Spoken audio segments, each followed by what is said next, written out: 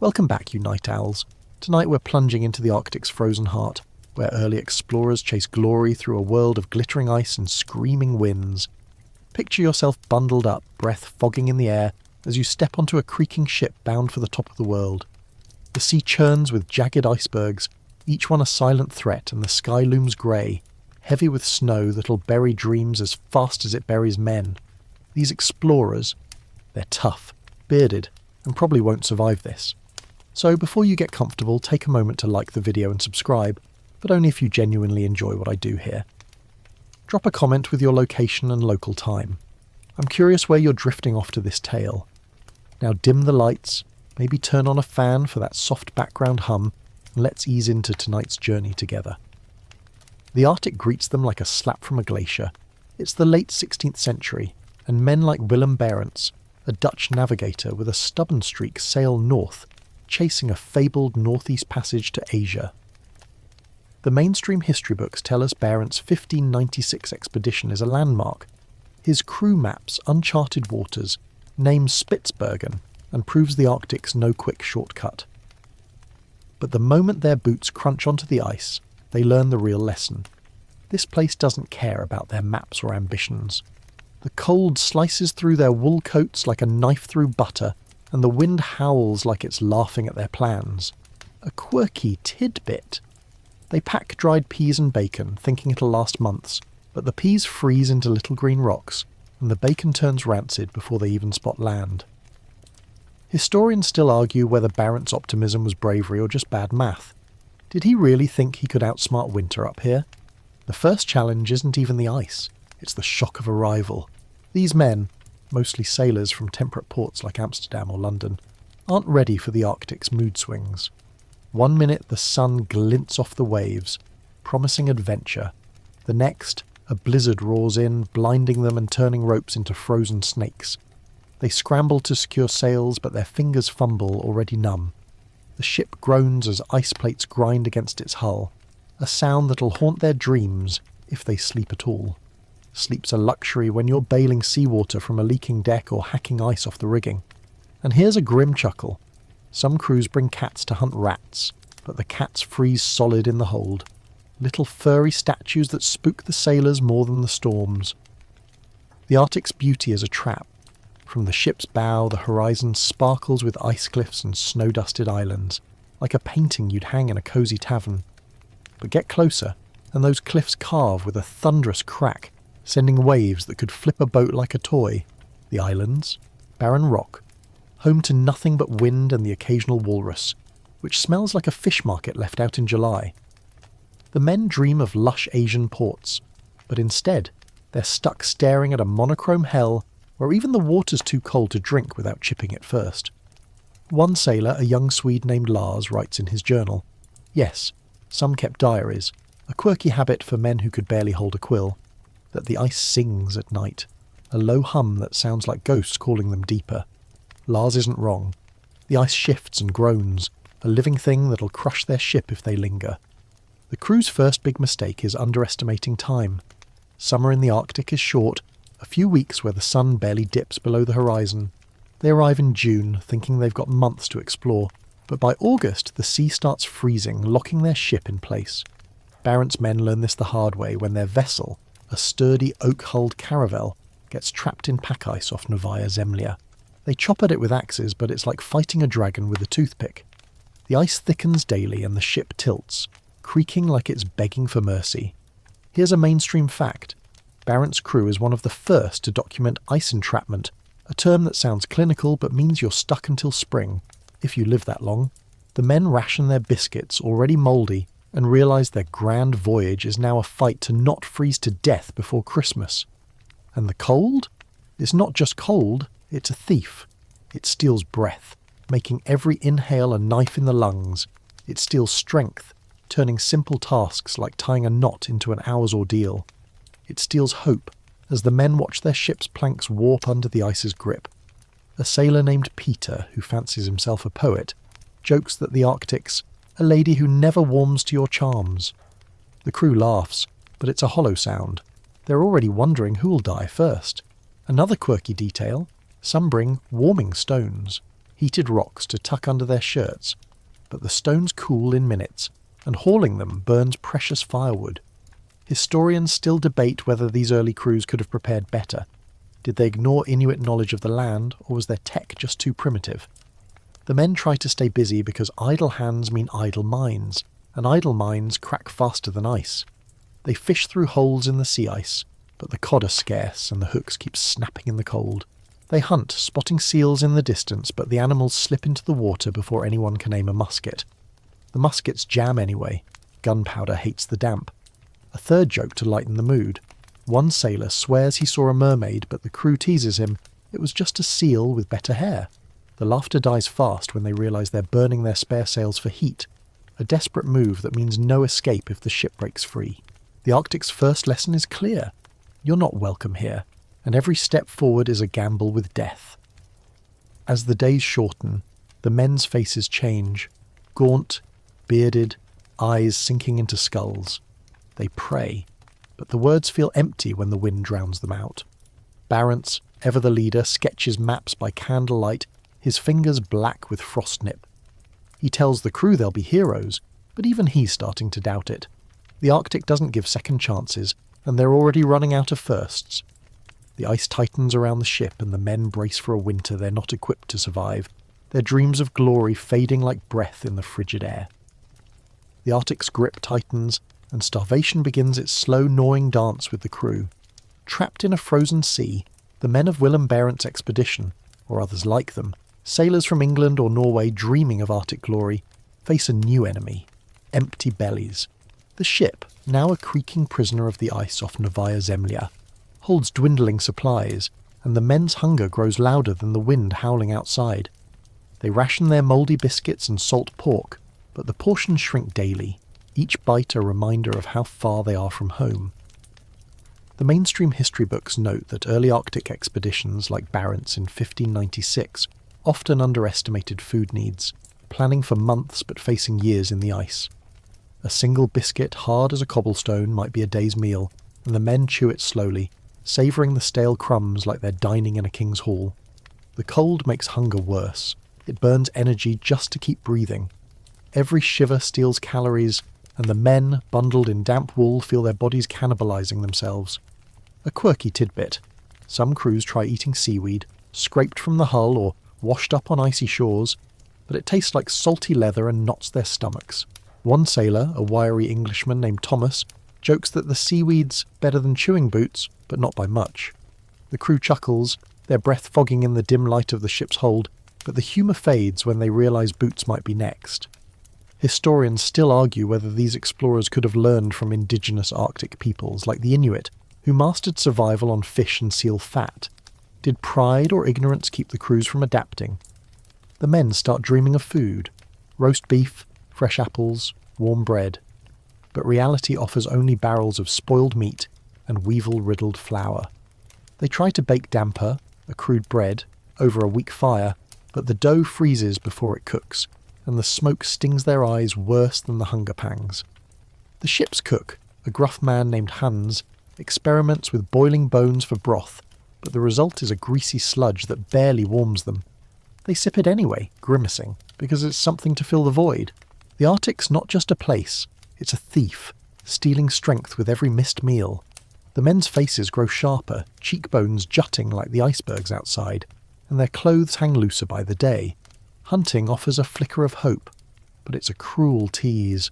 Seals bob in the distance, their dark heads popping through cracks in the ice, but they dive before anyone can get close. The men's muskets, already finicky in the cold, misfire or freeze solid, and their hands shake too much to aim. Polar bears roam nearby, massive shadows against the snow, but they're more likely to hunt the hunters. A quirky detail. One crew tries baiting bears with scraps of bacon, only to watch the bears ignore it. Turns out even Arctic predators turn up their noses at rancid meat. The men laugh bitterly, one joking that the bears have higher standards than we do. It's a fleeting moment of levity before they trudge back to the ship, empty-handed. Fishing's no better. They carve holes in the ice, fingers blistering on the chisels, and drop lines weighted with nails. The water's so cold it numbs their hands through their mittens, and the fish, if they exist, aren't biting. One young sailor, Eric, swears he feels a tug, but when he pulls up the line, it's just a lump of ice glinting mockingly in the weak sunlight. The crew's morale sinks lower than the temperature, and whispers of despair creep through the hold. They start eyeing the ship's rats, scrawny and quick, but even those are too clever to be caught. The men's hunger isn't just physical, it's a weight on their minds, turning every thought to food, every dream to feast they'll never taste. The Arctic's endless white landscape plays tricks too. Snow blindness sets in, their eyes burning from the glare, and some swear they see orchards or taverns shimmering on the horizon. These mirages taunt them, promising abundance in a place that offers none, a mainstream fact. Starvation on Arctic expeditions often led to caloric delirium, where men hallucinated from lack of food, seeing visions of banquets or even their own deaths. The crew tries to stay disciplined, dividing the last of the oats into pinches, but fights break out over crumbs. Barents, or whatever captain leads this doomed lot, steps in, his voice calm but strained, urging unity. But his own ribs are showing, and his authority wanes as the men's stomachs growl louder than his words. The cold and hunger form a vicious cycle. To stay warm they need fuel, both for fires and their bodies, but the ship's firewood is dwindling, and the food's nearly gone. They burn broken crates and spare ropes, the smoke curling like a ghost in the cramped hold. A third joke. One sailor, half delirious, suggests they eat the wind. It's the only thing we've got plenty of. The crew's laughter is weak, more cough than chuckle, and they huddle closer to the fire knowing it won't last. A quirky tidbit. Some crews try rendering seal blubber for oil, hoping to drink it for warmth, but without fresh kills they're left scraping old barrels, the smell making them gag more than the hunger. The men's bodies start to betray them. Their gums bleed, a hint of scurvy creeping in, but they don't yet know the word for it. Their joints ache, not just from cold but from malnutrition, and simple tasks like hauling a bucket or coiling a rope feel like climbing a mountain. They talk less, conserving energy, their voices hoarse from shouting against the wind. The ship, still locked in ice, feels like a coffin, and the men start to wonder if they'll ever see green fields again. Some pray, clutching rosaries or muttering old hymns, but the Arctic doesn't listen. It's a place of silence, broken only by the crack of ice or the groan of the ship's timbers. As the days crawl by, the crew's desperation grows. They start breaking taboos, eyeing the leather straps on their gear, boiling them into a chewy mess. It's not food, but it's something to chew, something to trick their stomachs for an hour. Historians still debate whether these early explorers resorted to cannibalism in dire straits. Some journals hint at it, but no one admits it outright. The men of this crew aren't there yet, but the thought hovers, unspoken, in their hollow eyes. They remember the cats, frozen in the hold, and wonder if they missed an opportunity. The Arctic's second lesson is brutal.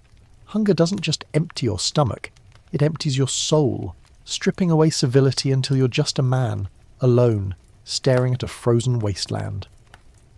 The ship's hold grows quieter, the men too weak to argue or joke. They lie in their bunks wrapped in every scrap of cloth they own, dreaming of warmth and full plates. Barents, or his equivalent, keeps sketching his maps, as if precision can save them. But the ink freezes in his quill, and the parchment cracks in the cold. The crew's hope, like their food, is running out, and the Arctic's endless winter stretches before them, a blank page no one wants to read. The Arctic's hunger lingers, but now a subtler menace creeps through the crew. Scurvy, the silent plague that turns strong men into shadows. Still trapped in the ice, the sailors, whether Barents' Dutch crew or another band of frostbitten dreamers, notice their bodies failing in ways they can't explain. Their gums swell, bleeding at the touch of a biscuit, and their teeth loosen like fence posts in soft earth. Fatigue weighs them down, heavier than their damp coats, and old bruises bloom anew, refusing to heal. The mainstream history books tell us scurvy ravaged Arctic expeditions in the 16th and 17th centuries, killing more men than storms or bears. It's a vitamin C deficiency, but these sailors don't know that. They call it the rot, or sea curse, blaming bad air or cursed waters. The cold masks the disease at first, numbing their aches, but soon the signs are undeniable. A sailor named Jan, once the ship's loudest singer, spits blood when he tries a tune, his voice cracking like the ice outside. The crew teases him, saying he's kissing the Arctic too hard, but their laughter falters when they see their own gums in slivers of polished tin, purple and puffy. A quirky tidbit. Some crews, desperate, chew pine needles from driftwood, thinking it's medicine, but the needles only tear their mouths worse, tasting like bitter frost. Historians still argue whether early explorers could have prevented scurvy by mimicking indigenous diets. Did they shun seal liver, rich in vitamin C, out of disgust or distrust? The men's diet, already a grim parade of mouldy bread and rancid pork, offers no relief. Their barrels of dried fruit, apples and prunes packed in Amsterdam or London, are long gone, eaten in the first weeks when optimism still warmed them. Now they gnaw on salt beef, tough as rope, and sip broth made from bones boiled to dust. The ship's cook, Hans or some other weary soul, tries to stretch the provisions, but there's no magic in his pots. The men crave something fresh, anything to break the monotony of decay, but the Arctic offers only snow and seals, the latter too swift to catch. One sailor, a Scot named Callum, dreams aloud of his mother's cabbage stew, and the crew fall silent, each lost in memories of green fields and full tables. Scurvy's cruelty is its slow burn. It doesn't kill outright, it erodes. Joints stiffen, making every step a wince, and the men move like old men, though most are barely past 20. Their skin turns sallow, speckled with dark spots, and their breath grows sour, a stench even the cold can't mask. A mainstream fact. Scurvy could kill half a crew before they understood its cause, as seen in later expeditions like Franklin's in the 1840s, though Barentz's men face the same grim odds. The disease toys with their minds too, sapping their will to fight. Eric, the young fisherman who once swore he'd hook a cod, now lies in his bunk staring at the frost-crusted ceiling, muttering about summer meadows. The crew avoids his gaze, fearing they'll see their own fate in his hollow eyes. The Arctic's endless winter feeds the disease. With no sunlight, only a grey twilight for a few hours each day, the men's bodies starve for more than food. They try to stay active, chopping ice or mending sails, but their limbs betray them, swelling or locking up. A quirky detail. One sailor, a devout man named Peter, insists prayer will cure them, claiming the sea curse is God's test. He kneels for hours, lips cracked and bloody, until he collapses, his faith no match for biology. The cruise surgeon, if they have one, is useless. His kit holds knives and leeches, not lemons. He bleeds the sick, an old remedy that only weakens them further, and mutters about humours while the men waste away. A second joke. Someone quips the surgeons more likely to cure us with a song than a scalpel, but the laughter's thin, swallowed by the wind. The men start hoarding, a desperate instinct. A crust of bread, a sliver of fat, anything edible becomes currency. Fights erupt over crumbs, fists flying until exhaustion stops them. Barentz, or whichever captain holds this fracturing crew together, tries to enforce order, but his own teeth wobble, and his voice lacks its old fire. He rations the last oats, a spoonful per man, but it's like tossing pebbles into a chasm. The crew's trust phrase and whispers of theft ripple through the hold. One night Thomas, the Englishman, catches a mate hiding a scrap of bacon, and the scuffle leaves both bruised, the bacon lost in the snow. The Arctic's third lesson is merciless. Scarcity turns brothers into rivals, and scurvy makes every bite a battle. They try remedies, each more futile than the last.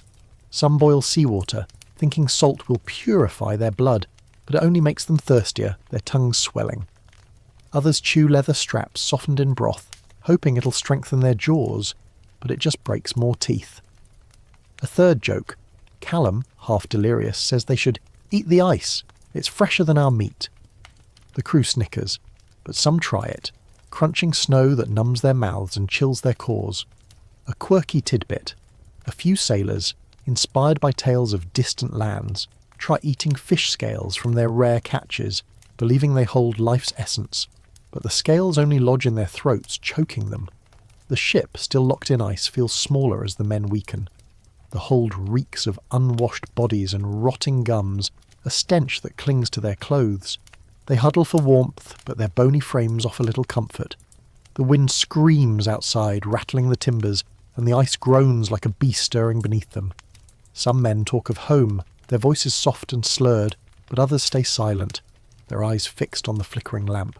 Scurvy's not just a disease, It's a thief of hope, stealing their dreams of glory one aching joint at a time. They pray, but the words feel hollow, drowned by the Arctic's indifferent howl. As the disease spreads, the crew's numbers dwindle. The weakest, like Eric, stop rising from their bunks, their breaths shallow and ragged. The surgeon marks them as lost, but there's no burial. The ground's too frozen, the sea too solid. They wrap the bodies in canvas, stacking them in the hold like cordwood, a grim reminder of what's coming. The men avoid the pile, but it's always there, a shadow in their peripheral vision. Historians still debate whether scurvy's toll could have been lessened with better planning.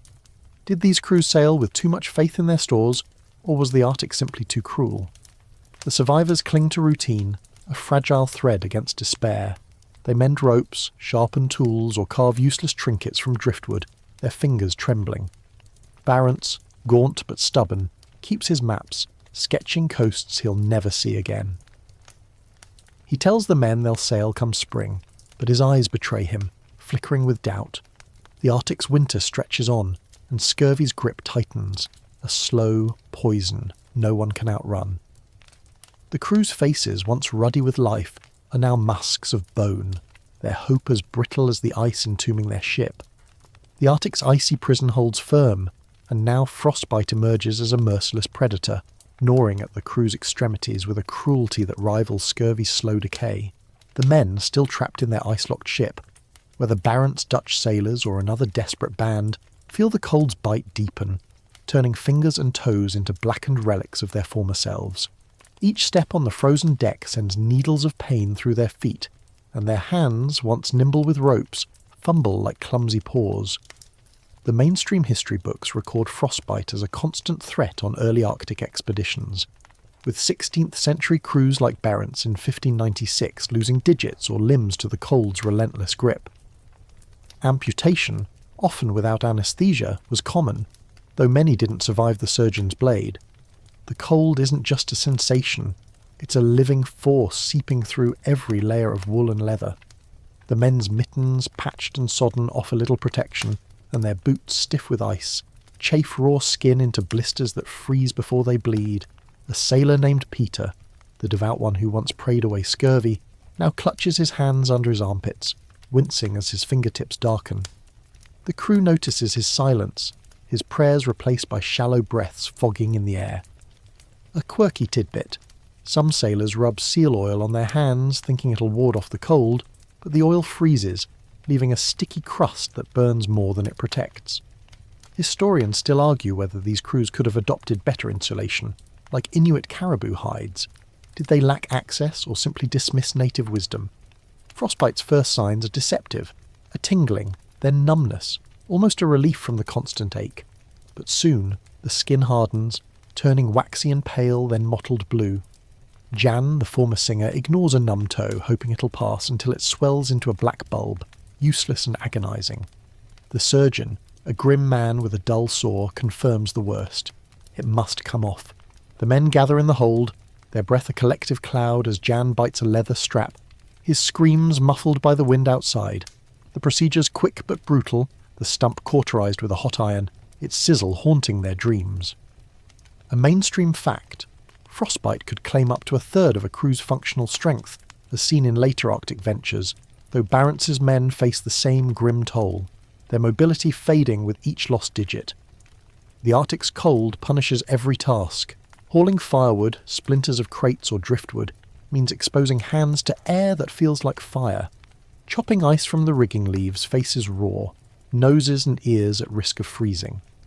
One sailor, a young Dane named Lars, jokes that his beard's the only thing keeping his face from falling off, but the crew's laughter is strained.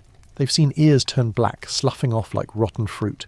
The men learn to check each other, peering at noses and cheeks for telltale white patches, rubbing them with snow to restore blood flow. It's a futile ritual, more hope than science, and the cold always wins. A quirky detail. Some crews stuff their boots with dried grass, thinking it'll insulate, but the grass crumbles, mixing with sweat and blood into a gritty paste that invites more frostbite. The ship's hold, their only refuge, is no sanctuary. The air inside is barely warmer, heavy with the stink of unwashed bodies and charred wood from their dwindling fire. The men huddle near the flames, but the heat barely reaches their bones, and smoke stings their eyes, already raw from snow glare. They rotate bunks, sharing blankets crusty with frost, but sleep brings no relief. Frostbite wakes them with throbs of pain, like hammers on their nerves.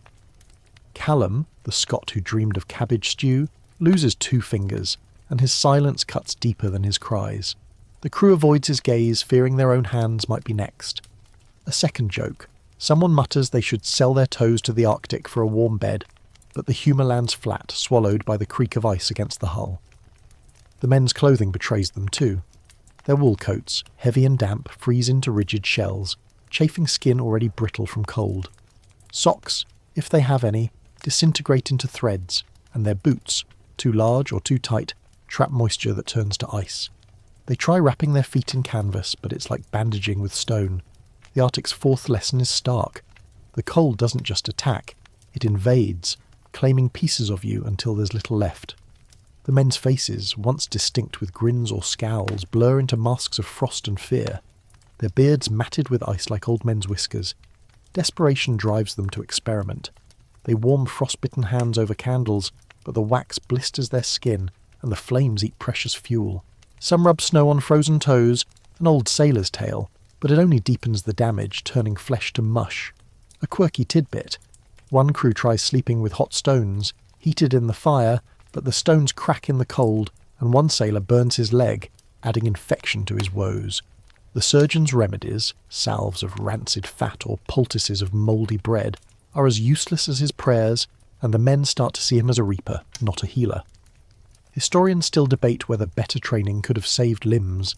Did these crews sail unprepared, or was frostbite an inevitable tax of the Arctic's wrath? The crew's work grinds to a halt. Without fingers, they can't tie knots or mend sails. Without toes, they stumble on the deck, their steps a drunken shuffle.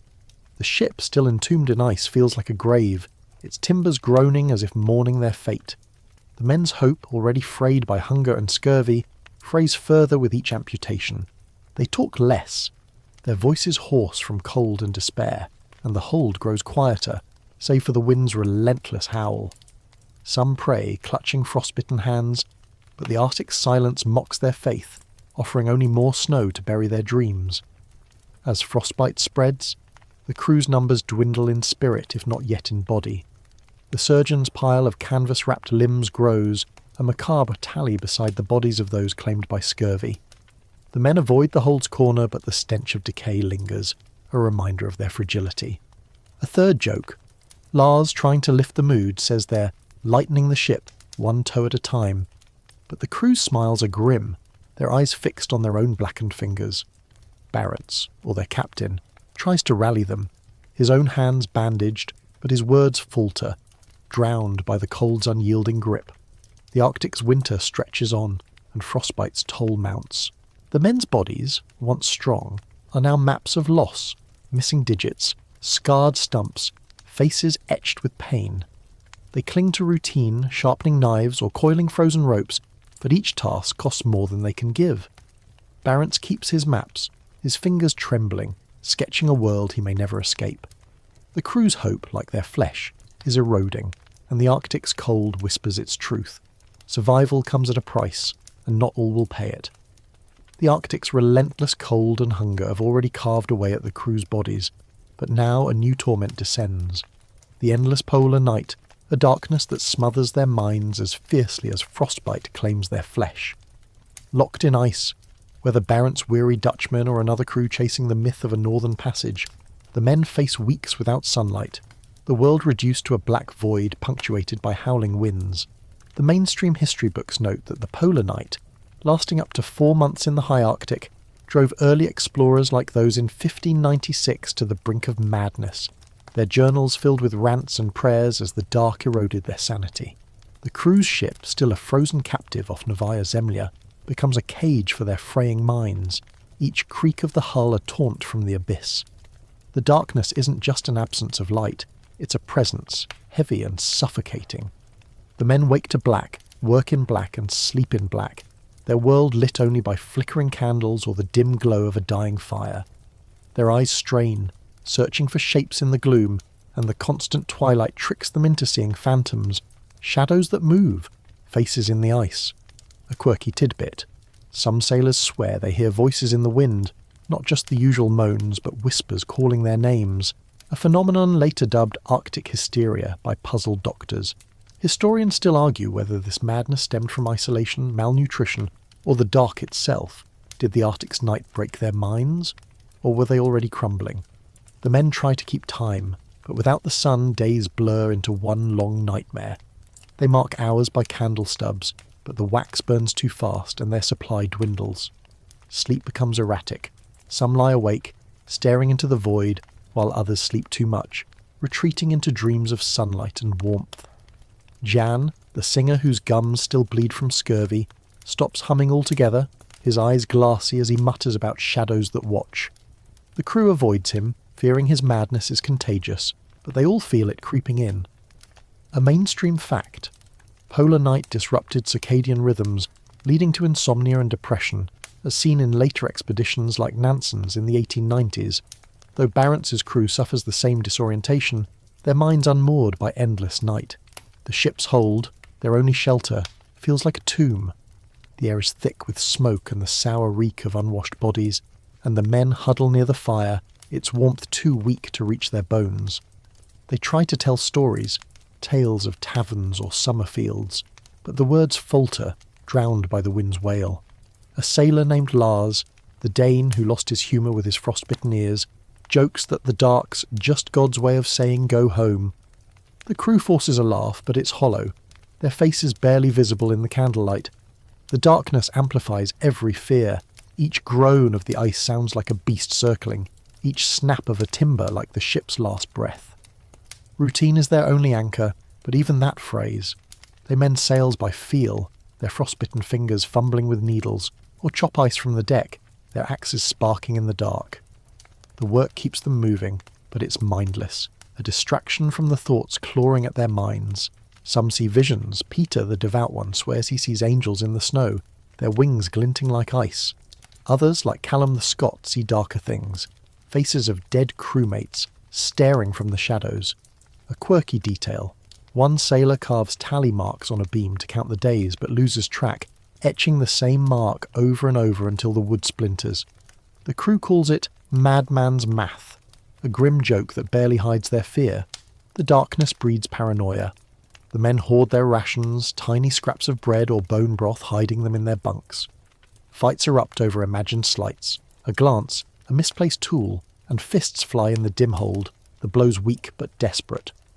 Barentz, or their captain, tries to maintain order, his voice strained as he reads from a tattered Bible by candlelight, but his own eyes betray him, darting to the shadows as if expecting ghosts. A second joke. Someone mutters they should burn the dark for fuel, but the idea of more fire only reminds them of their dwindling wood, the flames barely holding back the cold. The Arctic's fifth lesson is cruel. Darkness doesn't just blind the eyes, it clouds the soul. The men's memories of home, once vivid, fade into fragments, replaced by the endless black outside. They talk less, their voices hoarse from shouting against the wind or whispering prayers that go unanswered. Some write in journals, their script shaky, describing nightmares of being swallowed by the ice. Others stop writing, their quills frozen, their thoughts too heavy to put down. A quirky tidbit. One crew tries to mimic daylight, hanging lanterns to fool the mind, but the light is too weak, casting eerie shadows that make the hold feel haunted. The polar night warps their sense of reality. Snow blindness, already a threat in the brief twilight, gives way to dark blindness, where their eyes ache from straining for light that never comes. They stumble on the deck, tripping over ropes or ice, and some swear the ship moves, though it's locked solid. The ice itself seems alive, groaning and cracking, a chorus that fuels their dread. Historians still debate whether the polar night's psychological toll was worse than its physical ones. Did the darkness drive men to madness, or was it the starvation and cold piling on? The crew's camaraderie, already strained by hunger and disease, crumbles further. They split into factions, some clinging to Barentz's leadership, others whispering mutiny in the dark. The captain keeps his maps, sketching by candlelight, his frostbitten fingers trembling. He talks of spring, of open water, but his voice lacks conviction, and the men notice. A third joke, Lars, trying to lighten the mood, says the dark's just the Arctic tucking us in for a long nap. But the crew's silence is heavy, their eyes fixed on the flickering flame, knowing sleep might be all they get. As the night drags on, the men's minds unravel faster than their bodies. Some see their dead comrades. Eric, the fisherman lost to scurvy, or others claimed by frostbite, standing at the hold's edge, silent and staring. Others hear their families calling from across the sea, voices so real they weep. The ship, a wooden speck in an endless void, feels smaller each day, its walls closing in as the darkness presses from outside. The men cling to their tasks, their prayers, their fading hope, but the Arctic's night is relentless, a tide that drowns their minds in shadow. The Arctic's endless night and creeping diseases have already worn the crew to shadows, but now their very armour, their clothing, betrays them, failing against the cold's relentless assault. Still trapped in their icebound ship, whether Barent's Dutch sailors or another frostbitten crew, the men shiver in wool coats and leather boots that turn from protection to punishment. The damp, frozen fabric clings to their skin, heavy as guilt, and offers no warmth, only misery.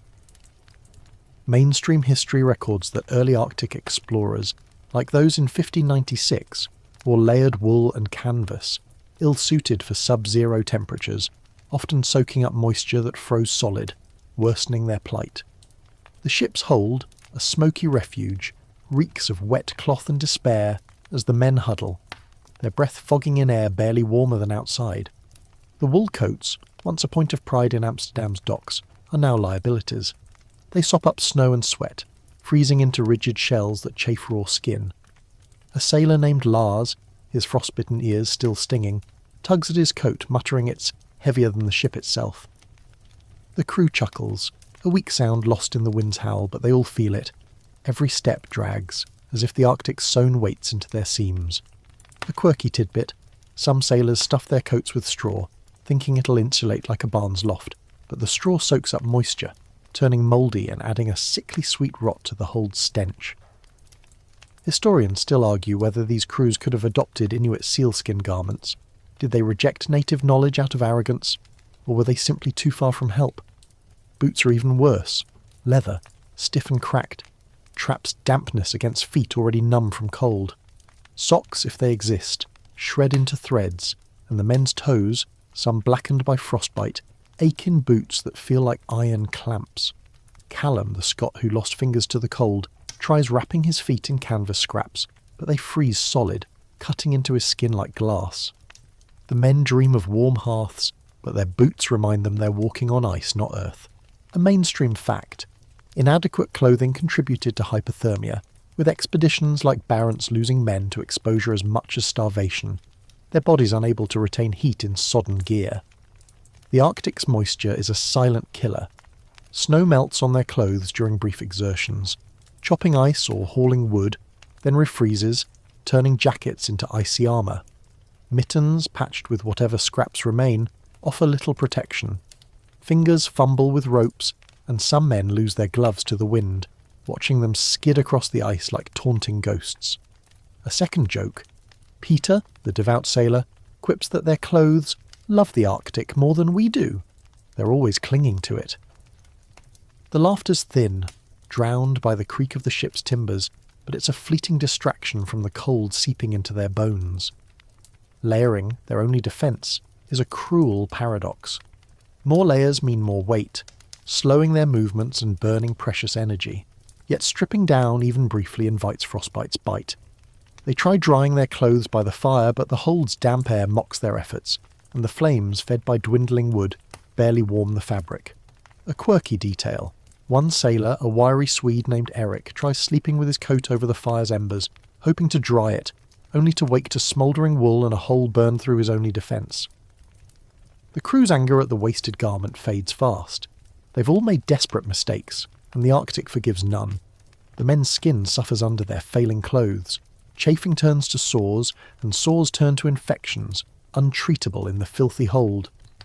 The surgeon, if he's still alive, smears rancid fat on wounds, claiming it's a salve, but it only draws flies when the air warms briefly. The men's beards, matted with ice, pull at their faces, and their scalps itch under caps they can't wash. They smell like a mix of sweat, smoke and decay, a stench that clings to their clothes like a curse. The Arctic's sixth lesson is brutal. Your own gear can turn against you, becoming a burden heavier than the ice itself. They try to adapt, stitching patches from sails or hammocks, but the canvas is as damp as their coats, and needles slip from frostbitten fingers. Some wrap ropes around their boots for grip, but the ropes freeze, snapping like twigs. A third joke. Lars mutters they should trade their coats for polar bear hides. Those beasts look cosier. The crew snickers, but the thought lingers. Bears at least thrive here, while the men shiver and fade. A quirky tidbit. One crew tries rubbing whale blubber on their boots, hoping it'll waterproof them, but the grease attracts ice, making every step a slippery gamble. The ship's deck, where they work, is a frozen gauntlet. Snow piles on their shoulders, melting into their collars, and the wind steals any warmth their bodies muster. They move slowly, dragging their heavy clothes, their breath short from the effort. The ice encasing the ship seems to mock them, glinting in the faint lantern light, as if daring them to break free. They chop at it, their axes dulled by use, but the ice reforms faster than they can clear it, and their clothes, soaked from the effort, freeze them further. The crew's morale, already battered by darkness and disease, sinks lower. They bicker over who gets the warmest spot by the fire, their voices sharp despite their weakness. Barents, or their captain, tries to rally them, his own coat patched and stiff, but his words feel empty against the cold. He sketches his maps, as always, but his hands shake and the ink freezes in his quill. The men notice, their trust wavering as they see their leader falter. Historians still debate whether better clothing could have saved these expeditions. Did they sail with naive faith in their gear, or was the Arctic's cold simply unbeatable? As the polar night drags on, the men's clothes become symbols of their struggle. Each tear, each frozen seam, tells a story of survival and loss. They mend what they can, but thread runs low and hope runs lower. The hold, packed with their shivering bodies, feels smaller each day, the walls closing in as their clothes fail. They dream of warm beds, of dry socks, of anything but the damp, icy prison of their gear. The Arctic's wind howls, rattling the ship, and the men huddle closer, their clothes no longer armour but a reminder of how far they've fallen. The Arctic's unyielding night and failing clothes have left the crew battered, but now they face a new peril, navigation's icy traps, where the frozen landscape and fickle tools strand them in a labyrinth of snow and ice. Still locked in their ship, whether Barents Dutch explorers or another crew chasing northern glory, the men struggle to find their bearings in a world that defies their maps and compasses. The sea, now a solid expanse, offers no familiar currents, and the stars, when visible through the blizzards, seem to mock their plight. Mainstream history notes that early Arctic expeditions like Barents in 1596 grappled with magnetic anomalies that scrambled compasses, leaving crews lost in uncharted waters turned to ice. The ship, a creaking prisoner off Novaya Zemlya, groans under the ice's grip, its crew disoriented in a featureless white void. Compasses, the sailors' trusted guides, betray them first. Near the Arctic, the magnetic North Pole plays tricks, making needles spin or stick, pointing anywhere but true north.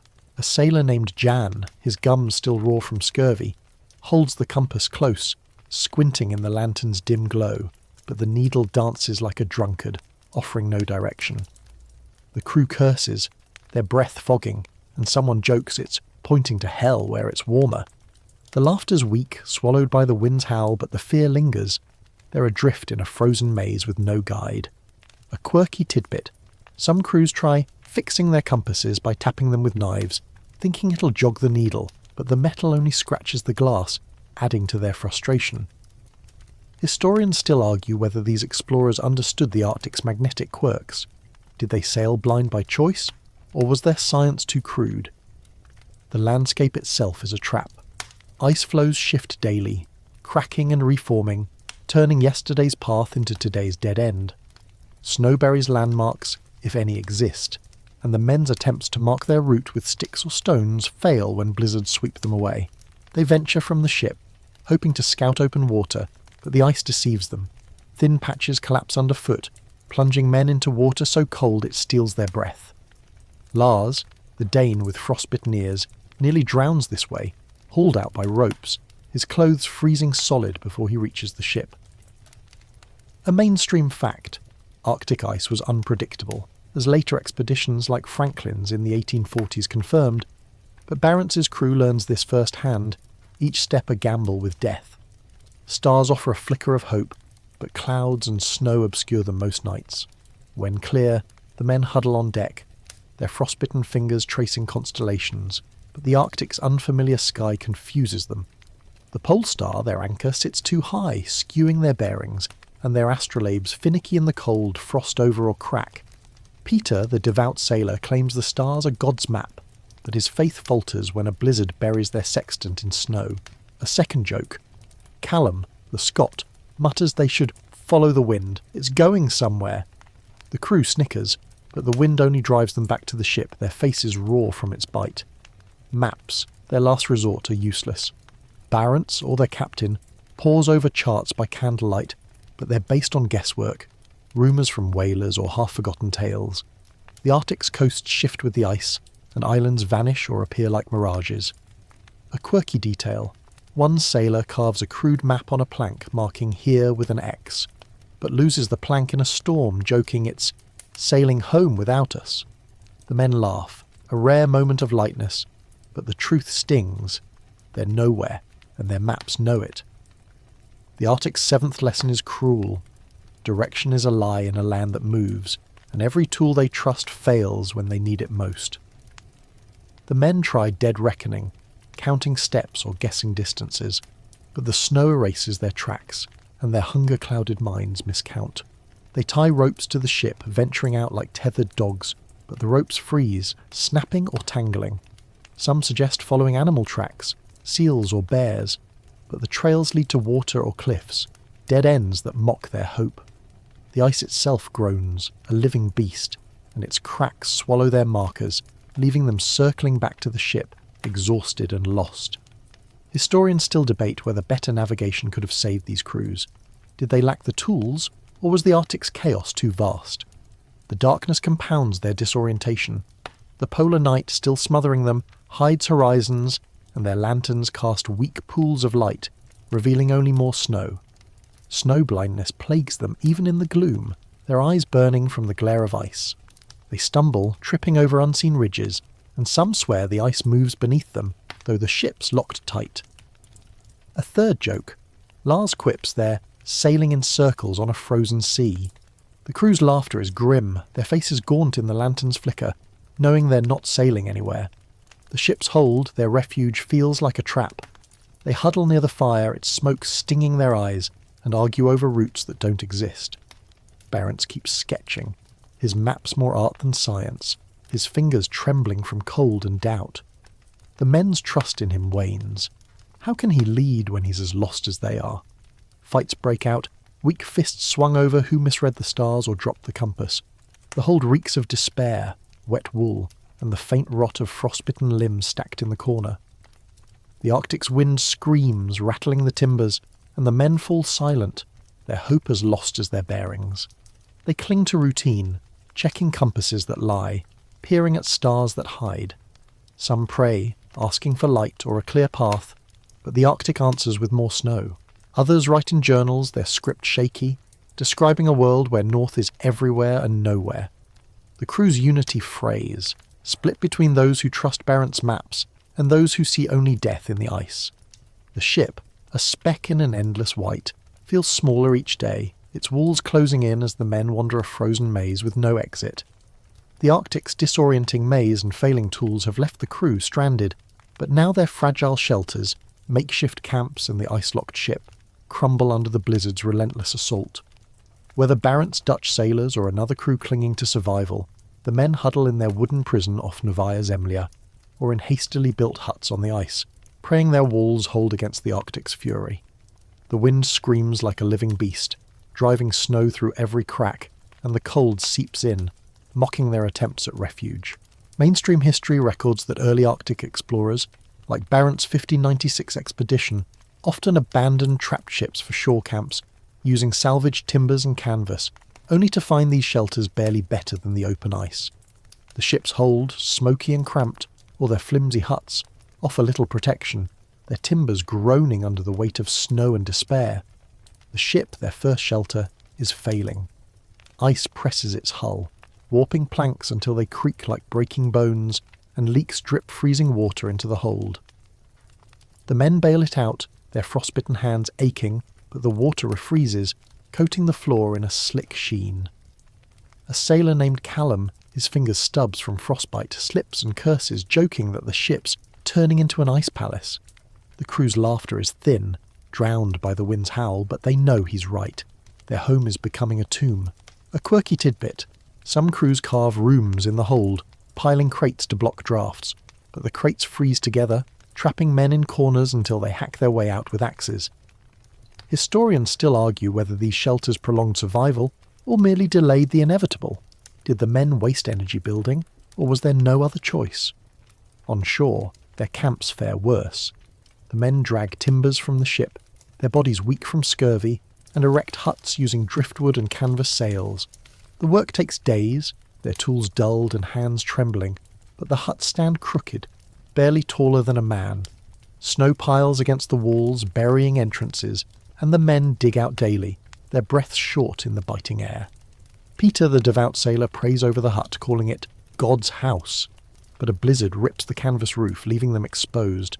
A mainstream fact. Barent's crew built a safe house on Novaya Zemlya, surviving a winter in it, but journals describe it as a freezing, smoky hovel, more coffin than castle, a fate shared by many Arctic camps. The cold invades every shelter. Inside the ship's hold, the fire, fed by dwindling wood, casts a weak glow, but its heat barely reaches the men's bones. Snow sifts through cracks, dusting their blankets, and the air reeks of smoke, sweat, and the rot of frostbitten limbs stacked in the corner. The huts on shore are no better. Their walls, thin and patchy, let wind whistle through, and the men huddle under furs or sails, their teeth chattering.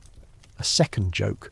Lars, the Dane, mutters they should invite the wind to pay rent since it lives here too.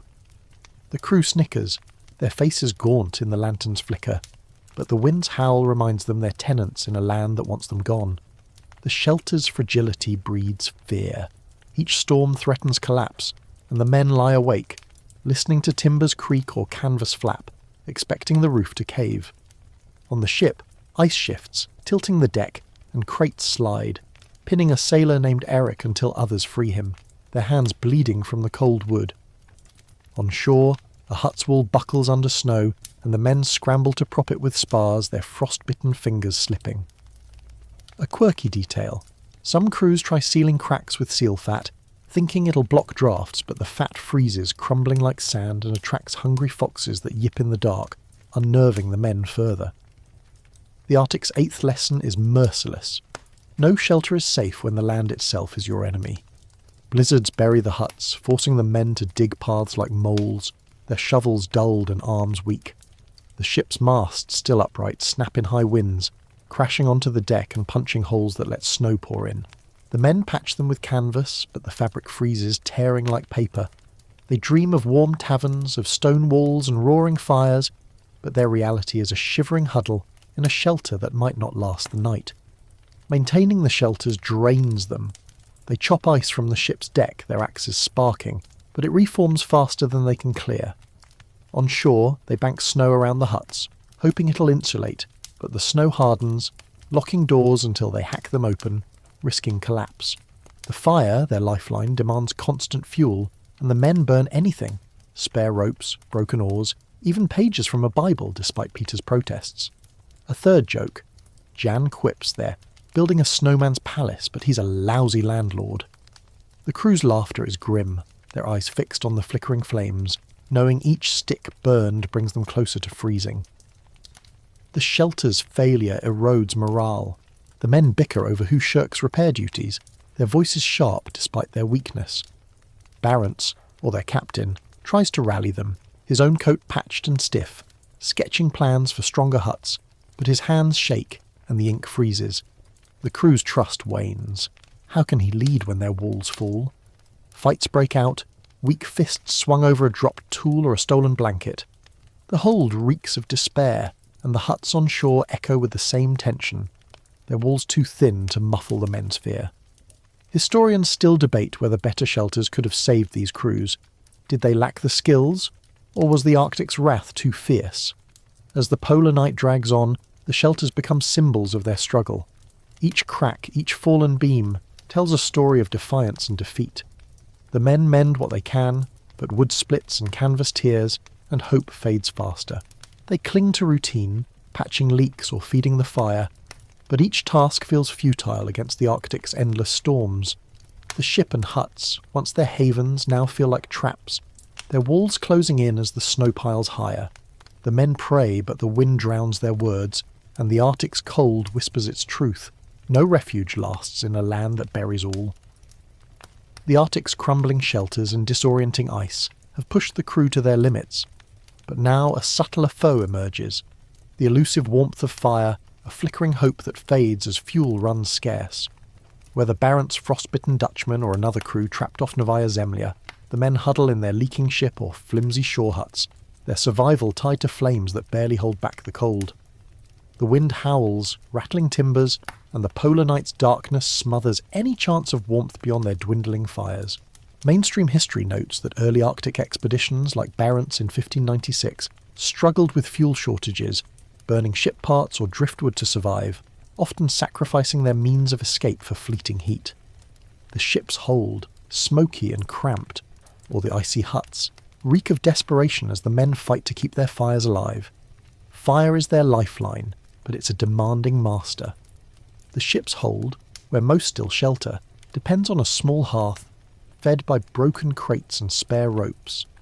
The flames cast a weak glow, barely warming their frostbitten hands, and the smoke stings their eyes, already raw from snow glare. A sailor named Lars, his ears blackened by frostbite, pokes the fire, muttering it's more teas than heat. The crew chuckles, their breath fogging in the dim light, but the truth bites. Each stick burned brings them closer to freezing. A quirky tidbit. Some crews try burning seal blubber, thinking it'll stretch their fuel, but it smokes so thickly they cough more than they warm, and the stench clings to their clothes like a curse. Historians still argue whether these explorers could have managed fuel better. Did they underestimate the Arctic's demands, or was scarcity inevitable? On shore, the huts are no better. Built from ship timbers and canvas, they're drafty, and the men pile snow around them, hoping it insulates. But the fires inside, fed by driftwood or salvaged planks, sputter in the damp air, and snow sifts through cracks, dusting their blankets. Peter, the devout sailor, tends the hut's fire, praying it lasts the night, but a gust snuffs it, leaving them shivering in the dark. A mainstream fact. Barent's crew, in their safe house on Novaya Zemlya, burned their ship's decking to survive the winter, a desperate trade that left them stranded longer, a choice echoed by many Arctic expeditions facing fuel's cruel math. The search for fuel is a daily ordeal. The men venture onto the ice, their boots slipping, to gather driftwood washed ashore or snap frozen branches from rare shrubs. Each trip burns energy they don't have, their bodies weak from scurvy and hunger. A sailor named Callum, his fingers gone to frostbite, drags a log back, only to find it too wet to burn, its smoke choking the hold. A second joke. He grumbles they should burn their dreams. They're drier than this wood. The crew's laughter is thin, drowned by the wind's scream, but they know he's right. Hope is as scarce as fuel, and both are running out. The Arctic's ninth lesson is brutal. Warmth is a mirage, always just out of reach. The men ration their wood, breaking chairs or oars, but each fire lasts only hours, and the cold creeps back, stealing their breath. They try burning anything, torn sails, old boots, even pages from a logbook, despite Peter's protest that it's blasphemy. The flames flare briefly, then die, leaving them staring at embers in a freezing hold. A quirky detail.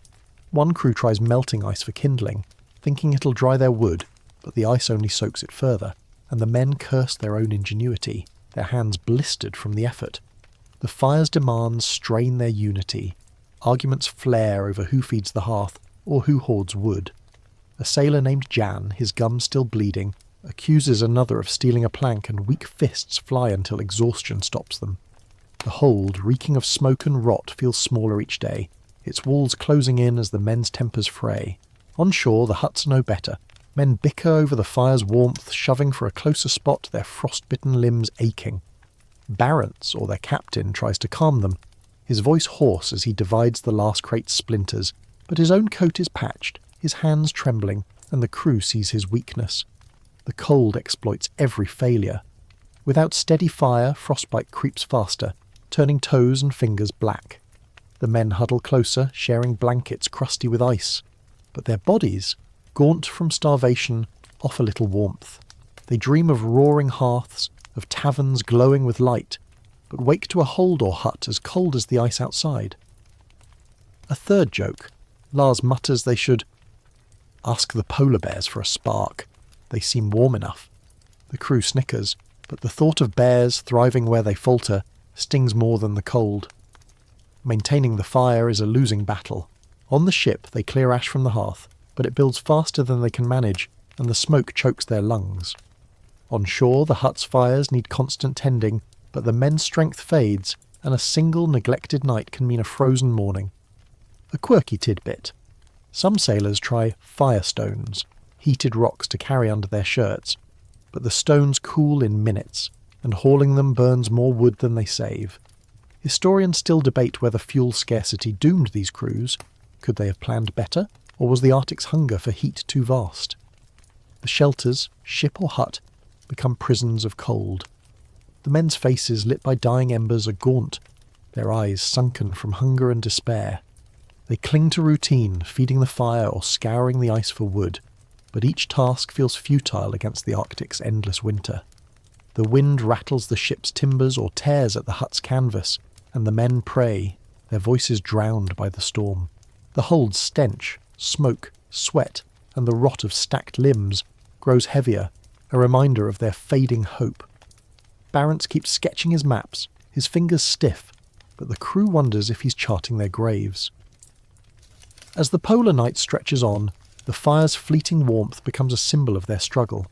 Each spark, each brief flare, is a defiance of the cold, but also a reminder of its power. The men huddle, their breath fogging, and watch the flames dwindle, knowing the Arctic's cold waits to claim them. The ship and huts, their last refuges, feel like traps, their fires too weak to hold back the dark. The Arctic's fading fires and collapsing shelters have left the crew teetering on the edge, but now a primal threat stalks them. Wildlife, hidden in the snow, with polar bears turning their desperation into prey.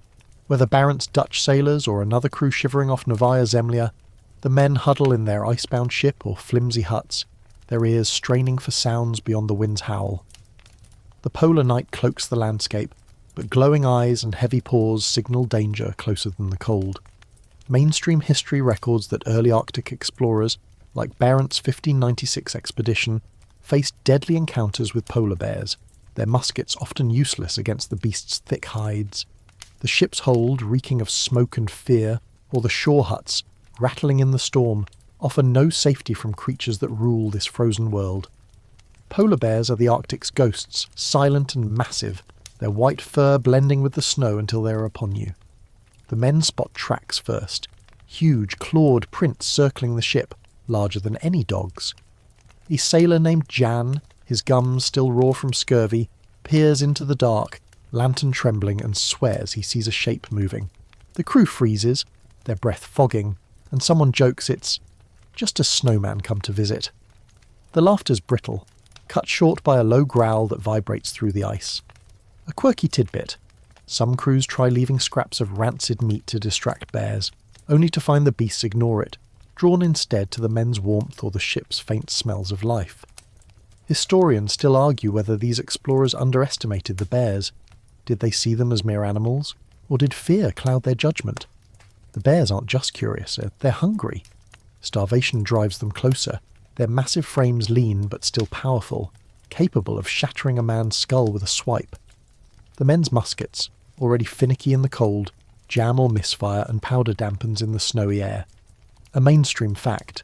Barents' crew killed several bears, eating their meat despite its rank taste, but journals describe near-fatal attacks, with men mauled before the beasts fell. One night, A bear rears against the ship's hull, its claws scraping wood, and the men shout, banging pots to drive it off. Lars, the Dane with frostbitten ears, fires a musket, but the shot goes wide, and the bear vanishes into the dark, leaving them shaking. The shore huts are even more vulnerable. Built from salvaged timbers and canvas, they're flimsy, and a bear's weight could collapse them like kindling. Peter, the devout sailor, prays aloud, clutching a rosary, but his voice quavers when paw prints appear near the hut's door. The men pile crates inside a feeble barricade and take turns watching, their eyes burning from sleeplessness. A second joke. Callum, the Scot, mutters they should invite the bear in. It'd warm the place up. The crew snickers, their faces gaunt in the fire's flicker. But the humour fades when they hear ice crack outside, each snap a potential step of something massive. Other wildlife adds to the menace. Foxes, small but bold, dart around the huts, stealing scraps or gnawing ropes, their yips unnerving in the dark. Seals, the men's hoped-for prey, taunt them, bobbing in distant ice holes too swift to catch. A quirky detail. One sailor swears a walrus, its tusks gleaming, roars like a demon when he nears its haul out, scaring him back to the ship, his musket dropped in panic. The Arctic's 10th lesson is savage. You're not the hunter here, you're the hunted, and the land's creatures know it better than you. The men try to fight back, setting traps with ropes or bait, but the bears outsmart them, avoiding snares or dragging them off. They carve spears from spars, but the wood splinters against a bear's hide, and their hands, weak from frostbite, can't thrust hard enough. A third joke. Lars quips they should train the bears to fetch firewood. They're better at surviving. The crew's laughter is grim, their eyes fixed on the dark beyond the lantern's glow, knowing the bears need no training to thrive where they falter. The wildlife's threat frays their nerves. Sleep, already scarce, becomes impossible with every creak or crunch outside. The men argue over watch duties, shoving each other for the safest spot by the fire. Barents, or their captain, tries to rally them, his voice hoarse as he orders more traps, but his own coat is torn, his hands trembling, and the crew sees his fear. Fights break out, weak fists swung over a misfired musket or a stolen watch shift. The hold reeks of sweat and gunpowder, and the huts echo with the same tension, their canvas walls too thin to block the growls outside. Historians still debate whether wildlife was a greater threat than cold. Did the bears break their spirit, or was it just one more weight on their crumbling resolve? The Arctic's darkness amplifies the danger. The polar night hides the bears until they're too close, their eyes glinting like stars gone wrong. Snow blindness, even in the gloom, blurs the men's vision, and they swing axes at shadows, wasting strength. The ice itself betrays them, cracking underfoot as they flee, plunging them into water that freezes their clothes before they reach safety. The men dream of home, of fields free of claws and teeth, but wake to a world where every sound is a threat, every shadow a predator. They cling to routine, checking traps or reloading muskets, but each task feels futile against the Arctic's wild heart. Some pray, asking for protection, but the wind drowns their words, and the bears keep circling. Others write in journals, their script shaky, describing eyes in the dark or roars that haunt their sleep. The crew's unity splinters, some trusting Barents' plans, others whispering of escape from both bears and ice. The ship and huts, their last refugees, feel like bait, drawing the Arctic's hunters closer each night. The Arctic's prowling bears and failing fires have turned the crew's world into a gauntlet of fear, but now a catastrophic threat looms. Icebergs, the ocean's frozen giants, whose deadly dance can splinter their ship like kindling. Whether Barents' Dutch sailors or another crew clinging to survival off Novaya Zemlya, the men huddle in their ice-locked vessel, its hull groaning under the pressure of the frozen sea. The polar night cloaks the horizon, but when faint light creeps through, massive icebergs loom like silent titans, drifting closer with each tide. Mainstream history records that early Arctic expeditions, like Barents in 1596, faced constant peril from icebergs, which crushed ships or trapped them in ice floes, as seen in journals describing hulls shattered beyond repair. The ship, their only lifeline, creaks ominously, its timbers straining as icebergs shift in the dark, threatening to end their journey in a single blow. Icebergs are not just obstacles, they're executioners. Towering over the ship, their jagged edges glint in the rare twilight, and their underwater bulk, hidden and vast, grinds against the hull. A sailor named Lars, his frostbitten ears wrapped in rags, peers from the deck, his lantern barely piercing the gloom, and whispers of ice mountains that move like ghosts. The crew shudders, their breath fogging, and someone jokes they should climb one for a better view of our doom. The laughter's weak, swallowed by the ice's low groan, a sound that vibrates through their bones. A quirky tidbit. Some crews try chipping icebergs for fresh water, thinking it's purer than snow, but the ice is too hard, dulling their axes and leaving them thirstier. Historians still argue whether these explorers could have navigated around icebergs. Did they misjudge the currents, or was the Arctic's ice too unpredictable? The ship's entrapment is a slow torture. Ice floes, driven by unseen tides, press tighter, and icebergs, carried by the same currents, nudge closer, their weight shifting the pack ice. One night a berg scrapes the hull, splintering a plank with a crack like thunder. The men scramble, bailing freezing water, their frostbitten hands slipping on buckets. A mainstream fact, icebergs caused catastrophic losses in Arctic expeditions, with later disasters like Franklin's in the 1840s echoing Barents' struggles, as ships were crushed or locked in ice until spring. The crew patches the hull with canvas and tar, but the repair is frail, and the next berg could finish them. Peter, the devout sailor, prays over the patch, but his voice trembles as another groan echoes from the ice. The iceberg's movement is a cruel dance. They drift, spin, and carve, sending waves that rock the ship or crack the surrounding ice, threatening to free it only to trap it again. The men try to track them, posting lookouts in the freezing dark, but snow blinds their eyes, and the polar night hides the bergs until they're too close. Callum, the Scot with missing fingers, climbs the mast, his stumps aching, and spots a berg looming like a cathedral. He shouts a warning, but the crew can only brace, their muskets useless against ice. A second joke. Jan mutters they should sell the ship to the icebergs, they already own it. The crew snickers, their faces gaunt in the lantern's flicker, but the humour fades as the hull shudders again. The Arctic's 11th lesson is merciless. The ice doesn't just trap you, it hunts you. The men try to break free, chopping at the ice with axes, but it's like fighting a mountain. They rig poles to push bergs away, but the poles snap, and the bergs keep drifting, their bulk unstoppable. A quirky detail. One sailor swears he hears icebergs sing, a high-pitched hum as they grind together, and the crew, half mad from the dark, wonders if it's the Arctic mocking them. The ship's timbers, already warped, grown louder each day, and leaks multiply, forcing the men to bail constantly, their strength fading with every bucket. The iceberg's threat frays their nerves further. Sleep, already scarce, vanishes as the men lie awake, listening for the next crack or scrape. They argue over watch duties, shoving for the driest bunk, their voices sharp despite their weakness. Barents, or their captain, tries to rally them, sketching escape routes by candlelight, but his hands shake and the ink freezes. The crew's trust wanes. How can he lead when the ice itself decides their fate? Fights break out, weak fists swung over a dropped tool or a missed warning. The hold reeks of tar, sweat, and the rot of frostbitten limbs stacked in the corner, a grim reminder of their losses. Historians still debate whether icebergs were the Arctic's deadliest foe. Did they doom more ships than storms, or was it the crew's exhaustion that sealed their fate? The polar night amplifies the danger. The darkness hides the berg's movements, and lanterns cast only feeble light, revealing jagged edges too late. Snow blindness, even in the gloom, blurs their vision, and the men swing axes at shadows, wasting strength.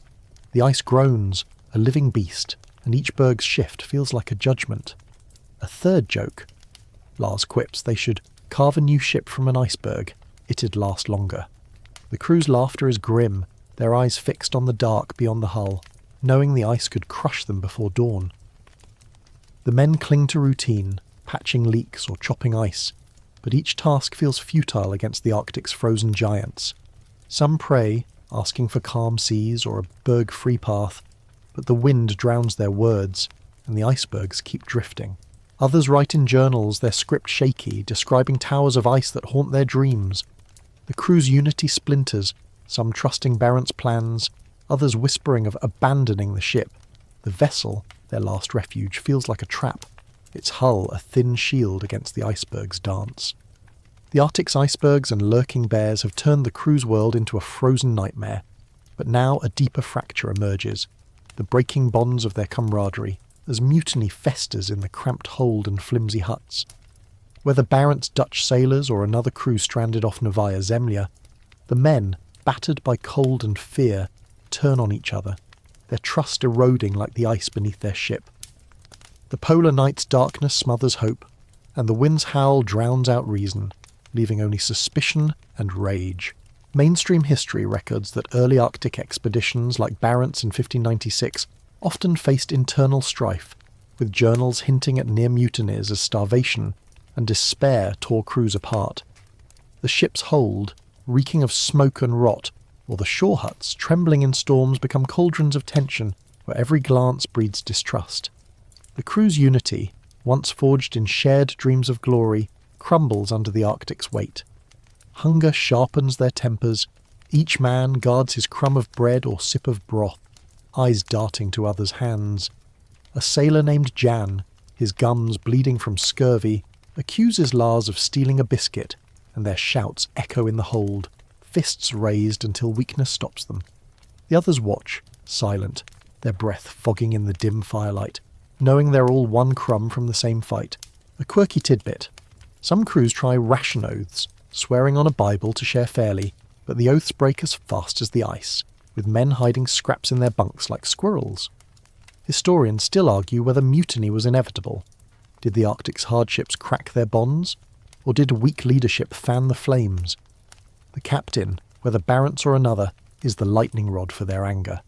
His maps, once symbols of hope, now seem like cruel jokes, sketched in a hold that feels like a grave. His orders, chop ice, mend sails, keep watch, ring hollow when the ship's locked in ice and icebergs loom. A sailor named Callum, his fingers lost to frostbite, mutters that Barents leads us to death, not Asia. The words spread, whispered in the dark, and the crew splits. Some cling to the captain's authority, others eye him with defiance. A mainstream fact. Barents' 1596 expedition faced dissent, with journals noting men refusing orders to save fuel, a pattern seen in later Arctic voyages like Franklin's, where mutiny simmered in the ice's grip. The hold's confines fuel the discord. Packed with shivering bodies, it's a pressure cooker. Every cough, every shift of a bunk grates on nerves. The men argue over space, shoving for a spot near the fire, their frost-bitten limbs aching. On shore, the huts are worse. Canvas walls muffle nothing, and every word carries, sparking fights over who shirks duties. Peter, the devout sailor, tries praying aloud, but his voice irritates more than it soothes, and someone snaps at him to save his breath for work. A second joke. Lars quips they should mutiny against the wind, it's a worse captain. The crew snickers, their faces gaunt in the lantern's glow, but the humour fades as another argument erupts, this time over a missing axe. The Arctic's 12th lesson is brutal. Isolation breeds betrayal. The men's shared suffering, once a bond, now drives wedges between them. They hoard tools, blankets, even kindling, fearing others will steal first. A quirky detail. One sailor carves his initials on his spoon, guarding it like gold, but loses it in a scuffle, cursing his mates as thieves. The crew's laughter at his obsession is grim, a fleeting distraction from their own suspicions. Fights grow frequent, though weak. Malnutrition saps their strength, and punches land like slaps, but the intent is vicious. The hold reeks of sweat and resentment, and the huts echo with the same bile, their walls too thin to hide the crew's unravelling. The captain tries to quell the unrest, his voice strained as he divides the last oats or assigns tasks. But his own gaunt face, his trembling hands betray him. He's as broken as they are. One night, a group corners him, demanding they abandon the ship for the ice, a desperate plan born of madness. Barents, or his stand-in, refuses, citing the iceberg's threat, but his words falter and the men stalk off, muttering of taking charge. A third joke. Jan mutters they should elect the ice as captain, it's already in charge. The crew's laughter is hollow, their eyes fixed on the fire's dying embers, knowing mutiny could doom them faster than the cold. The darkness amplifies their strife. The polar night, still smothering them, hides expressions, turning every glance into a threat. Snow blindness blurs their vision, and they misread gestures, sparking more fights. The ice groans outside, a constant reminder of their prison, and each crack feels like a countdown to chaos. Some men retreat into silence, clutching their rations, while others grow belligerent, shouting over nothing. The hold's stench, smoke, rot, and unwashed bodies grows heavier, a mirror of their festering grudges. Historians still debate whether strong leadership could have saved these crews. Did Barent's resolve hold them together, or did his stubbornness sow the seeds of revolt?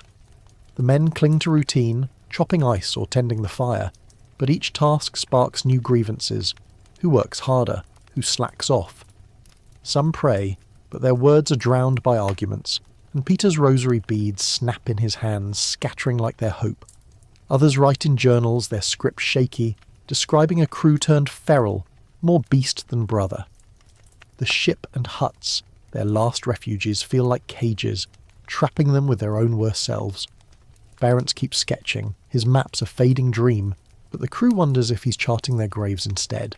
The Arctic's mutinous whispers and crushing icebergs have fractured the crew's spirit, but now a final soul-crushing blow lands, rescue's faint mirage, a hope that flickers on the horizon only to fade into the endless snow. Whether Barents' Dutch sailors or another crew stranded off Novaya Zemlya, the men cling to their ice-locked ship or crumbling shore huts, their eyes scanning the frozen void for sails or smoke that never come. The polar night's darkness smothers any chance of spotting help, and the wind's howl buries their cries. Mainstream history records that early Arctic expeditions, like Barents in 1596, often waited in vain for rescue, with journals describing crews abandoned to the ice, their hopes of salvation dashed by the Arctic's vast isolation. The ship's hold reeking of despair, or the huts, trembling in blizzards, become prisons of fading dreams, where every day without aid deepens their doom. Rescue is a cruel tease, a vision that haunts their hunger-clouded minds. The men dream of ships breaking through the ice, their decks laden with bread and blankets, or of whalers spotting their fire's weak glow. A sailor named Callum, his fingers lost to frostbite, climbs the ship's mast daily, his stumps aching, peering into the dark for lights that aren't there.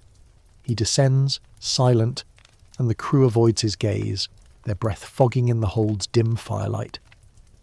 Someone jokes they should wave to the stars, maybe they'll send a boat. The laughter's brittle, drowned by the ice's groan, but the pain lingers. They're alone, and the Arctic knows it. A quirky tidbit. Some crews burn spare sails to signal help, only to watch the smoke vanish in blizzards, their last canvas gone for nothing. Historians still argue whether rescue was ever feasible. Did these crews sail too far, or did their home ports forget them? The Arctic's vastness is their jailer. Thousands of miles from Europe's harbours, they're a speck in a frozen sea beyond the reach of even the boldest whalers. The ice locking their ship blocks any rescue vessel, and the bergs drifting nearby would crush a saviour as easily as them. A mainstream fact. Barents' crew, stranded for a winter, had no hope of rescue, relying on open boats to escape come spring, a desperate trek that killed many, mirrored by later expeditions like Franklin's, where no help came. The men signal anyway, piling driftwood for bonfires, but the flames sputter in the damp air, and the smoke blends with the snow unseen. Peter, the devout sailor, prays for deliverance, his rosary beads worn smooth, but his voice cracks as another storm buries their signal fire. The wait for rescue grinds their hope to dust. Days blur in the polar night, marked only by the fire's dying embers or the ice's creak against the hull. The men take turns watching, their eyes burning from snow blindness, but the horizon stays empty, a white void mocking their vigil. Lars, the Dane with frostbitten ears, swears he sees sails one dawn, his shout rousing the crew, but it's just an iceberg's jagged edge glinting in the twilight. A second joke. Jan mutters they should send a polar bear with a note faster than waiting. The crew snickers, their faces gaunt in the lantern's glow, but the mirage's sting deepens their despair. The Arctic's 13th lesson is heartless. Hope is a poison when no one's coming. The men's dreams of rescue turn to nightmares, visions of ships passing too far to sea, or of home ports forgetting their names. They try to keep faith, carving messages on driftwood, hoping it'll float to civilization, but the wood sinks in the ice, their words lost. A quirky detail.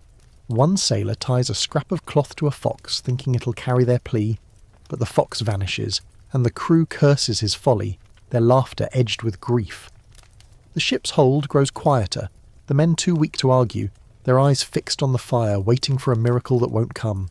The lack of rescue fuels their mutiny. Some blame Barents or their captain for sailing too far, their whispers growing bolder in the dark. Others turn on each other, accusing mates of hiding food that could have signalled strength to a passing ship. Fights erupt, weak fists swung over a dropped lantern or a missed watch, the hold reeking of sweat and resentment. On shore, the huts are no better. Men shove for space, their voices sharp as they curse the empty sea.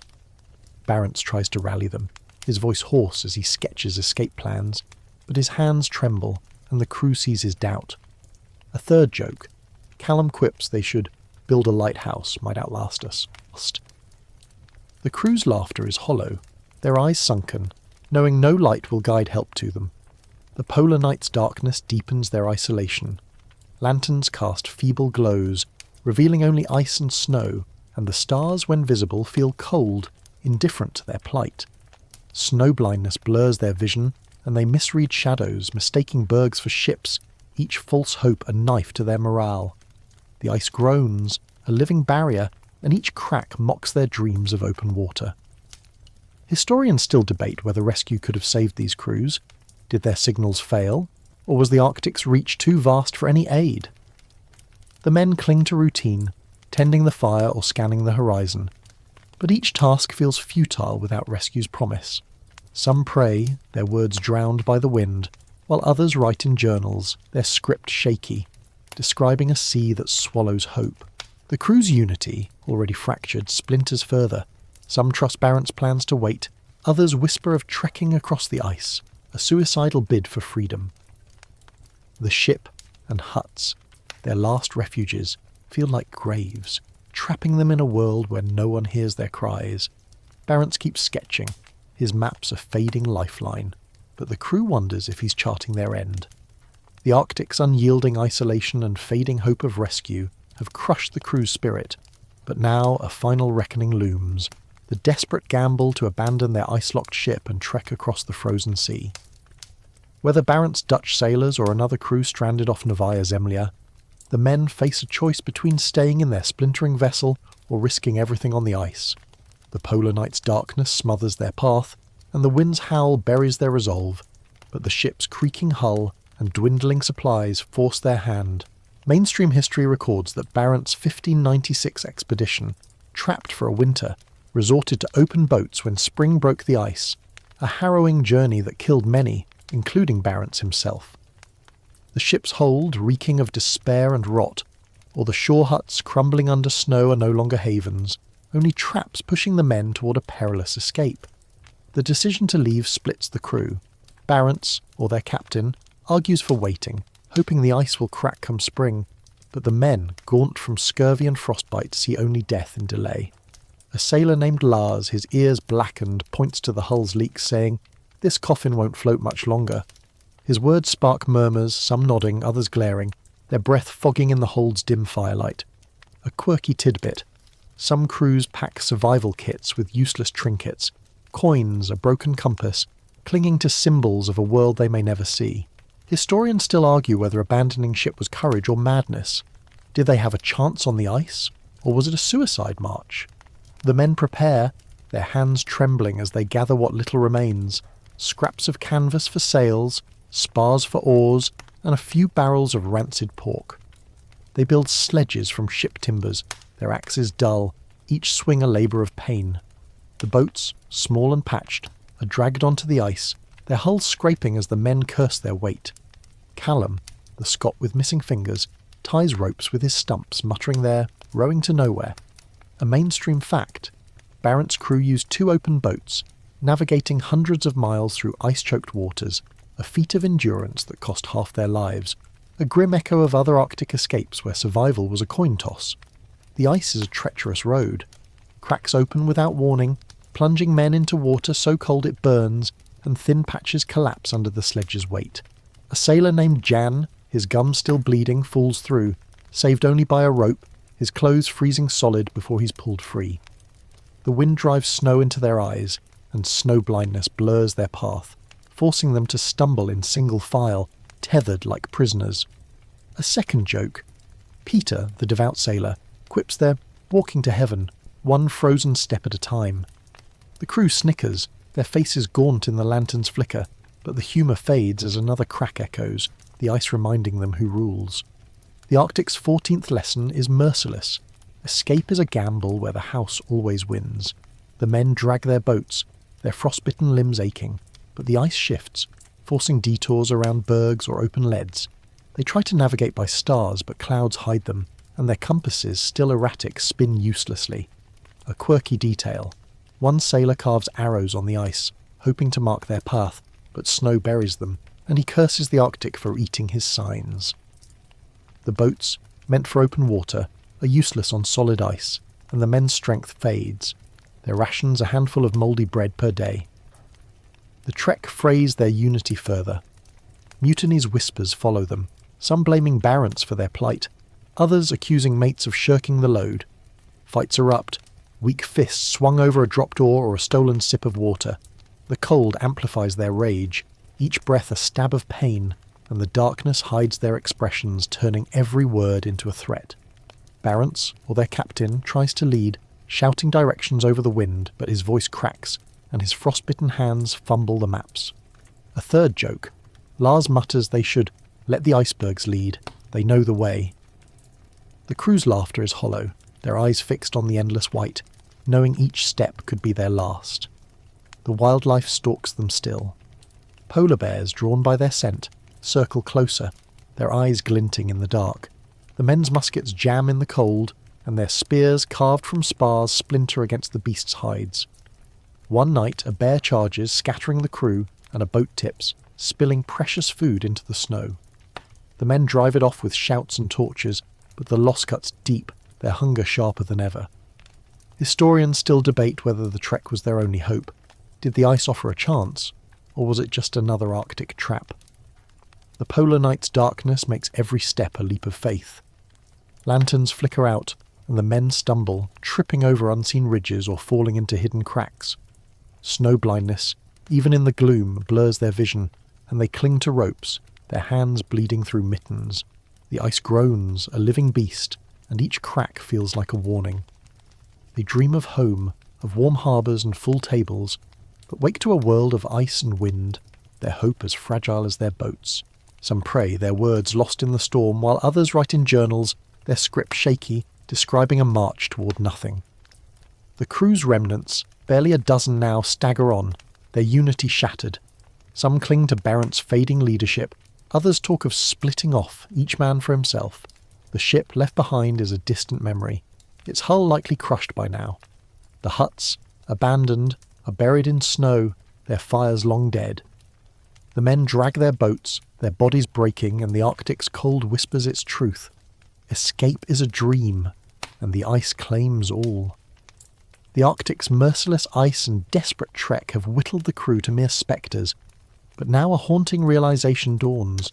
Their own mortality, staring back from frostbitten limbs and hollow eyes, as death becomes a daily companion. Whether Barents' Dutch sailors or another crew staggering across the frozen sea near Novaya Zemlya, the men drag their frail boats, their bodies ravaged by scurvy, frostbite and starvation. The polar night's darkness clings to them, and the wind's wail mocks their fading strength, each step a defiance of the grave. Mainstream history records that Barents' 1596 expedition lost men steadily, with journals noting burials on the ice or bodies left behind, a grim toll shared by Arctic ventures where survival was a fleeting miracle. The men, no longer in their ship or huts, face the Arctic's vastness alone, their hope as thin as the ice beneath their feet. Death is no longer abstract. It's personal, etched in their gaunt faces and blackened fingers.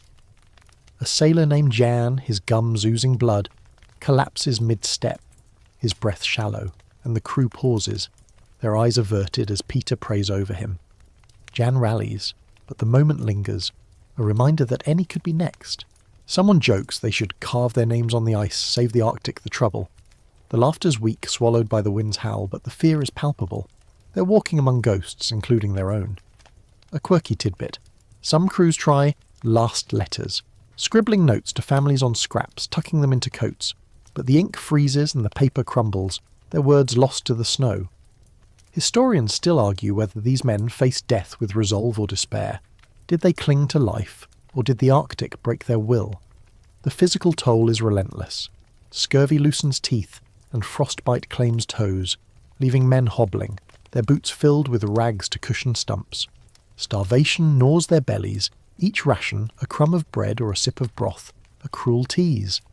Callum, the Scot with missing fingers, grows silent, his eyes sunken, his steps slower each day. The crew notices but says nothing, fearing to name the shadow over him, a mainstream fact. Arctic expeditions like Barents saw mortality rates climb past half, with later ventures like Franklin's losing entire crews to cold and hunger, their bodies preserved in ice as grim markers. The men bury their dead when they can, hacking shallow graves in the ice, but often they leave bodies behind too weak to dig, their guilt heavier than their loads. The Arctic's 15th lesson is stark. Death is not an event but a process, slow and intimate. The men's bodies betray them daily. Muscles waste, joints stiffen, and breath comes in painful gasps. They try to fight it, chewing frozen seal fat or rubbing snow on frostbitten skin, but these are futile rituals, more faith than medicine. A quirky detail. One sailor swears eating ice keeps the blood moving, but his lips crack and bleed, and the crew avoids his mad gaze, knowing he's slipping away. The boats, dragged behind them, grow heavier, their patched hulls a mocking reminder of a sea they may never reach. The trek's dangers hasten death's approach. Ice cracks open, swallowing men into water that freezes their clothes before they're pulled free. Blizzards blind them, and they stumble into crevasses, their ropes fraying. Polar bears still stalk, their growls closer each night, and the men's muskets, damp and useless, offer no defence. Lars, the Dane with frostbitten ears, drives off a bear with a torch, but the effort leaves him gasping, his strength drained. A second joke. He mutters they should let the bears eat first, they're hungrier. The crew snickers, their faces skeletal in the lantern's glow, but the humour fades as another man coughs blood, his lungs failing in the cold. The crew's unity, already shattered by mutiny, frays further in death's shadow. Some cling to Barents, or their captain, who leads with a hoarse voice, his maps useless on the ice. Others drift apart, each man wrestling his own mortality. Fights erupt, weak and brief, over who carries less or eats more, but exhaustion ends them fast. Peter's prayers, once a comfort, now irritate, and someone snaps at him to pray quieter. God's not listening. The cold amplifies their despair, each breath a stab, and the darkness hides their tears, turning grief into silence. Barents tries to rally them, pointing to distant stars, but his own gaunt frame betrays him, and the crew sees their own end in his eyes. The polar night's darkness makes death feel closer. Lanterns flicker out, and the men stumble, their snow-blindness blurring the world into a white void. The ice groans, a living reaper, and each crack feels like a call. They dream of home, mothers' voices warm beds, but wake to pain, their bodies failing. A third joke. Jan quips they should book a room with the ice. It's got plenty of space. The crew's laughter is grim, their eyes fixed on the endless snow, knowing death's waiting in every shadow. They cling to routine, dragging boats or sharing scraps, but each task is a countdown. Some write in journals, their script faint, describing comrades lost or their own fading strength. Others stop, too weak to hold a quill, their stories dying with them. The crew, now barely 10, staggers on, their unity a memory. Barents keeps leading, his voice a whisper, but the men wonder if he's guiding them to salvation, or a frozen grave. The Arctic's wind screams, and the ice claims another step, their mortality no longer a fear but a certainty.